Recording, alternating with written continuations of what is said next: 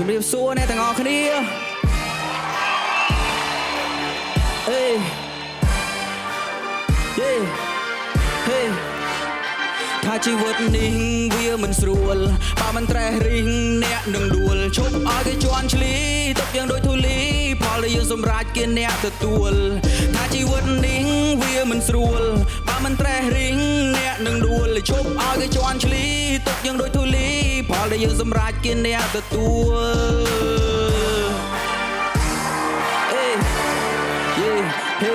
បើផ្លូវឲ្យខ្លួនឯងដែលតាមផ្លូវដោយខ្លួនឯងមិនចាំបាច់ទៅផ្គប់អ្នកណាវាសនាយើងជាអ្នកតាតែងសំបីតែព្រះក៏មានមកផ្ចាញ់មនុស្សល្អក៏នៅរន្ទះបាញ់ប្រូវិសពទៅជាស្រឡាញ់ you feel it ខ្ញុំដកដង្ហើមងើយទៅលើគិតមួយនាទីក្តីស្រមៃមានតាមពីតូចមិនទាន់សម្រេចតែពេលនេះគេតែងតែប្រាប់ខ្ញុំថាជីវិតនេះត្រូវតែតស៊ូតែគេមិនដឹងថាជីវិតខ្ញុំនេះជូរចត់ជាងកាក់មលូដោយឡារយ៉ៃដែលអត់ព្រូ you see it ទោះយ៉ាងណាក៏នៅតែមួយ you see it ហើយខ្ញុំនៅតែជាខ្ញុំមានគោលចំហដ៏មុតមមកុំមកសុំកលុំព្រោះអ្នកមិនមែនជាមេដឹកនាំខ្ញុំដើរមកដល់ពេលនេះគ្មានអ្នកណាគេឲ្យជី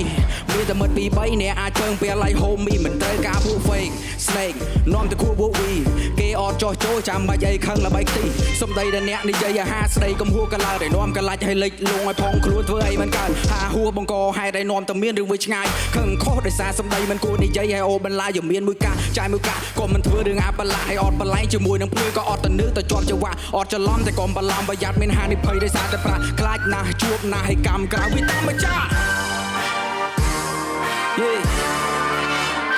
ថាជីវិត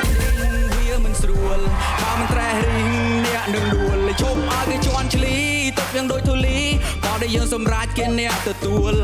ថាជីវិតនេះវាមិនស្រួលបើមិនត្រេះរិះអ្នកនឹងដួលឈប់ឲ្យគេជន់ឈ្លីទុកយ៉ាងដូចធូលីក៏ដែលយើងសម្រេចគេអ្នកទទួល